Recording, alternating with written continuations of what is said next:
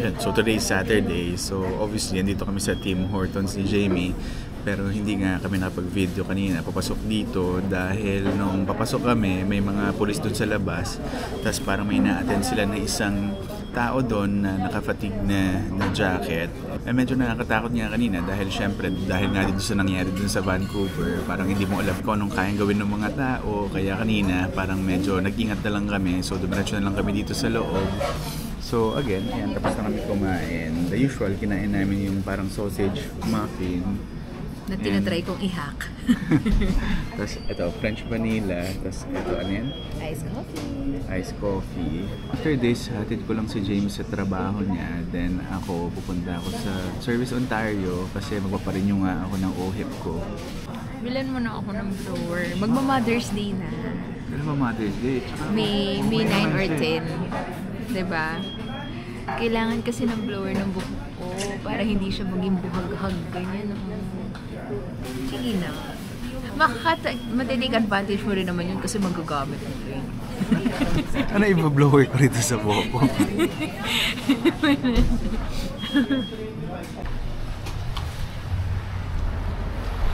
Yeah, so magna 9 AM na. Hatid ko na to si Jamie sa trabaho niya. Ano? Sobrang unpredictable ng ng panahon dito. Bakit? Ngayon kasi makulimlim. Hindi umuulan. Kahapon sobrang araw. Tapos hindi mainit. Tapos ngayon biglang lamig na naman.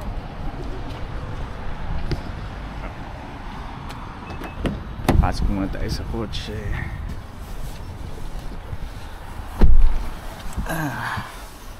Yan, so ano ba yung nangyari sa akin this week? Actually, masaya yung week ko ngayon dahil yun yan, dami ko nakausap back sa Pilipinas. Yung dalawang tita ko, nakausap ko sila, like si Tita Cynthia, siguro mga 3 hours ata kami nag-usap over the phone. Then yung isang tita ko na ulit, si Tita Baby, parang siguro mga 1 hour. And kaya nga ako tumawag sa kanila dahil syempre nangangamusta ako dun sa mga kung ano nangyari sa Pilipinas. And at the same time, kasi yung dalawang tita ko na rin na yun, optometrist sila. So nagtanong-tanong nga rin ako sa kanila kung okay lang ba yung nararamdaman ko dahil medyo hindi nga ako comfortable dun sa salamin ko, kaya until now parang bihira ako lang din siya sinusuot. Yan yung pinsan ko nga rin na si Mark, no, from Perth, Australia. Yun nga, nangangamusta rin kung kamusta ang araw kami dito sa Canada. So ikaw, Jamie, kamusta rin daw sa'yo? Hi! Long time. Hindi pa rin tayo nakikita. Yeah, so nandito na ako sa location ng Service Ontario, pero yun nga, kung nakita nyo, medyo mahaba yung pila, pero since maaga pa naman, so simulan ko na pumila. Yun, so nakabalik na nga ako. Kanina ang haba nga ng pila. Doon sa nakita nyo kanina sa labas may pila na. And then pagpasok sa loob may pila uli sa loob. Pero in fairness naman, mabilis lang yung naging process nila. More or less inabot lang ako ng mga 45 minutes na para matapos nga lahat. So eto, finally nakuha ko na nga itong extension nga ng health insurance ko. And expiration date nga niya, no, until dun sa expiration din ng work permit namin dito. Ayun, nakita nyo, mag-empty na yung gasolina ko. So siguro dadaan muna ako sa gasoline station para magpagas, para ma-check ko rin kung magkano nga yung full tank neto. Kasi chinek ko nga yung CRV ko nga, parang 50 liters yung capacity niya. And etong Mazda CX-90 around 70. So definitely mas mahal yung babayaran ko. Pero hindi ko nga alam kung magkano exactly kasi ito pa lang yung first time nagpapagas ako. So before kasi more or less mga around $45 to $50 yung binabayaran ko na full tank, and naglalast siya sa akin for 1 week. And siguro ito, tansya ko siguro mga between 75 to 80 yung full tank niya. Pero sige, check natin para malaman natin kung magkano talaga. So nandito na nga tayo sa Esso gas station. So ito yung presyo niya ngayon, 135.9. Actually medyo mataas siya kasi yung ideal time nga na para magpagas kayo dito sa Canada is sometime around siguro late afternoon or gabi na, kasi habang natapos nga yung araw nagmumura nga yung presyo ng gas dito. So eto, meron akong app dito, kaya rin ako dito sa Esso nagpapagas dahil yun nga, naka-tie up siya dun sa credit card ko, yung PC Financial. So parang almost every week nga nagkakaroon niya ako ng between $10 to $20 dahil yun nga, sa No Frills kami madalas nag-grocery, and dito rin ako sa Esso nagpapagas. Kaya ayun, nakaka-accumulate tayo ng points. So ayan, i-authorize lang natin yung pump.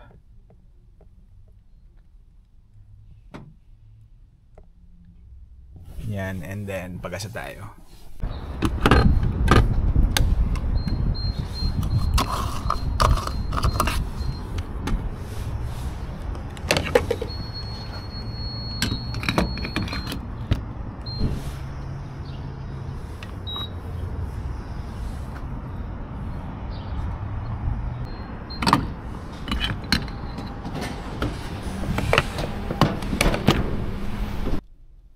So ito yung total na binayaran natin, 63.78 para sa full tank. And not bad na siya. Ito kasi si Jason, parang tinatakot ako dahil yung sasakyan niya more or less parang same size lang dito ng sasakyan ko. And sabi niya sa akin, yung full tank daw niya inaabot daw na $90, pero coming from 50 nga, kung magiging 90 siya, so parang almost double yung babayaran ko. Pero ito, yung actual niya 63.78 lang. So, parang not bad na rin. So, nandito na nga ako sa bahay. Itong dalawang bata gising na. Yan, hinandaan ko na sila pagkain na, pero ubus na. What did you eat? Chicken nuggets? Chicken nuggets. Eto, si Enzo kumain na rin to. Pero yun ang ginagawa nila pagising nila sa umaga. Kapag Sabado, yun, nanood sila ng TV. And then, since Sabado ngayon, minsan naman kasi nandito lang kami sa bahay buong araw. Dahil yung Sunday ngayon naka-alat para lumabas nga kami and mamasyal. So, mamaya, sunduin namin si Jamie and then we'll see kung saan tayo makapunta.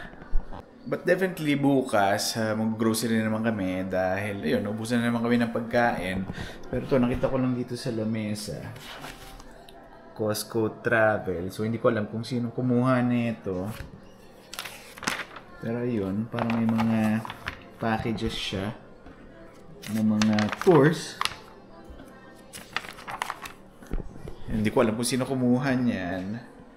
Pero siguro next time pwede natin explore yan. But for now, medyo iwas muna nga tayo sa gastos dahil marami nga tayong pino-foresee na gagastusin pa natin, especially pinaplano nga namin yung pagdating nung panganay na anak namin na si Francine. Yan, mag 4:30 na. Yun, nag-message na nga sa akin si Jamie. Sabi niya, mukha raw on time sila matatapos. So, ngayon, sunduin ko na siya. Pero most likely, baka pumunta rin kami ng grocery kasi, yun nga, wala na kaming kakainin. And kanina nga, yung natirang ulam, pinakain ko na nga sa bata. Tapos, again, kumain na lang uli ako nung Indomie. Yan na, naglalakad na si Madam. Hi! Walang tayong pagkain sa tayo-punta. Walang tayong pagkain. Kaya nga, bilhin din lang tayo ng ulam sa Beatrice or sa Fresh. Paano hindi na ako magluluto? Yun yun. Tara. Okay. Let's go! Date ba tayo ulit? Bibili nga lang tayo ng ulam. Okay. Supermarket date. Let's go!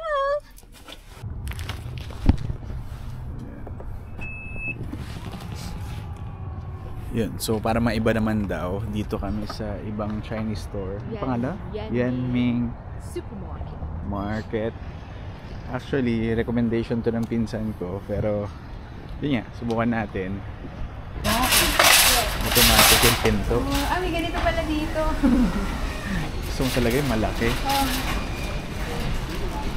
Yun, subukan namin, pero hindi namin alam kung merong pagkain dito. Pag wala, edi wala tayong kakainin. Yan, nakita ni Jamie. Cowflakes. $2. Ano yan? Strawberry, your favorite. 2 for 5. Pasok sa budget. Oo, naka-sale. Ano? Yo-yo mayo. Yo-yo mayo. Ilabas mo na kasi Chinese. Pero okay na yan. Mag-Google Translate na lang tayo. May area sila ng fresh seafood. Si Jamie, tumitingin-tingin lang.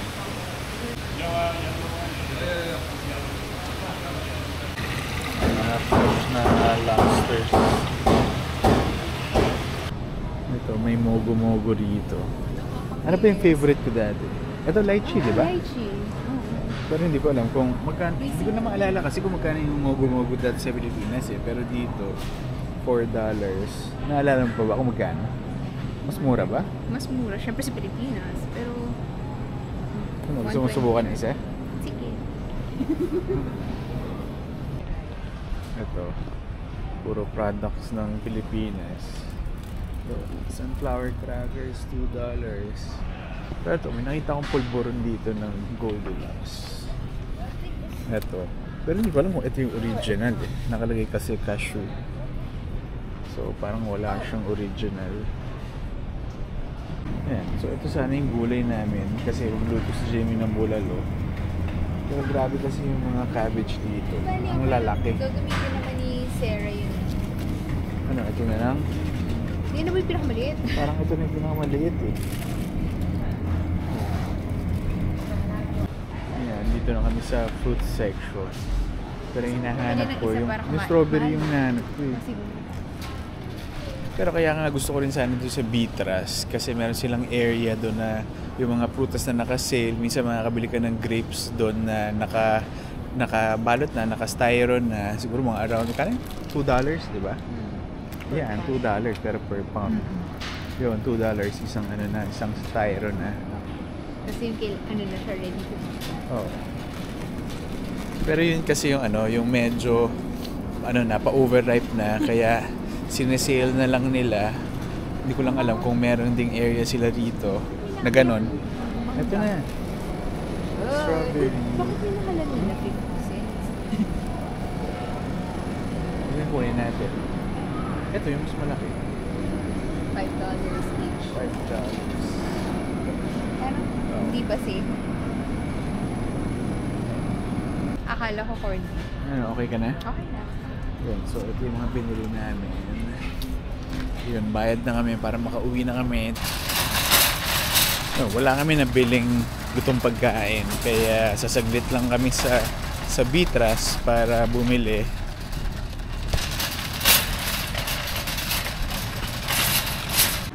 Yan, so nandito na kami sa Beatras. Beatras naman dahil itong kasama ko ayaw talaga magluto. Matagal kasi magpalambot ng beef. Okay.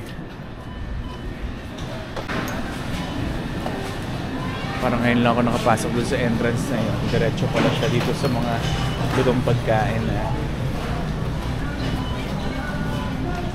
Yan, medyo maaga pa kaya nandito pa siya sa displays. Pero kasi kapag medyo late na, nakabalot na yun isa-isa.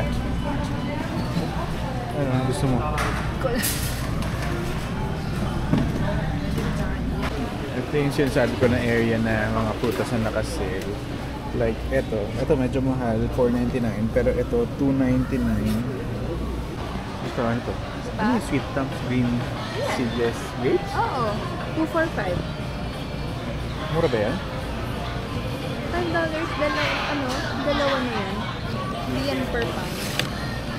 So, sige, kung natin subukan. Ayun, mabilisan lang. Bumili lang kami talaga ng uulamin namin ngayon. Pero nabudol pa rin. Ito, nabudol lang ng grapes. Saka, ito, chocolate. Gusto daw ni Sarah. Bakit? Di ba tagal mo na ito hinahanap? Kala ko ba para kay Sarah yan? Share kayo. So, andito na kami sa bahay. Yung mga binili namin. And so, do you still remember this? What's this? Kimchi. Oh, kimchi. What's this? Bobi. Anong Bobi? Mogu Mogu. Mogu Mogu. This one, what is that? Kimchi. Hopefully. Halfway. Daddy, I built this for you. I made this for you. I made this for you. Wow. Oh, what's that? Can I see? Can I see? Can you open it? I made. What's that?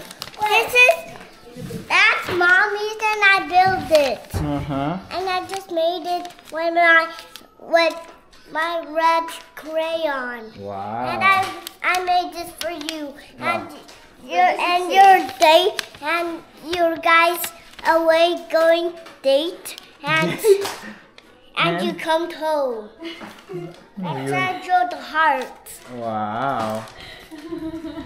Kain na kami ng dinner. So, ito yung mga binili namin kanina. Ano to? Parang beef pepper to, di ba? Black pepper. Beef black pepper. Ito, Pork rib. pork ribs. So yun, kain lang kami. Dahil si Jamie gusto na rin magpahinga dahil pagod na raw siya sa trabaho. Hindi ko na-feel yung weekend this week. Pagod. Kaya pag may pasok ko talaga ng Saturday, parang hindi mo ma-feel yung weekend. Yan. Kainin na namin yung grapes. Yung strawberry, baka bukas na lang, no? Sarap! How is it? Is it good? Ikaw matikman mo, mami. Sarap na! Sweet! And it's hindi siya matubig, malaman. Try mo. Try natin. You'll know what I mean. You know what I mean? Sarap nga. Parang sulit siya para sa... Diba? Parang technically $250 isang box. Yan. Muntik na nila magustuhan yung grapes. Si Enzo hindi pa rin tapos. Pero ayun, si Sky nanonood na uli. Sky, what are you watching? Little angel. Hello, Angel? No, little angel. Little. He's little. Okay. He's little. Yan, magre-ready na kami dahil mamaya. Ano pa nanonood natin? Ayan o, When Life Gives You Tangerines. When Life Gives You Tangerines. So yun, bukas, hindi namin alam kung ano yung plano namin. But definitely, pupunta kami sa church. And eto, inubos na nga nila yung grapes. So siguro hanggang dito na lang muna uli. Thank you for watching this video. Bye.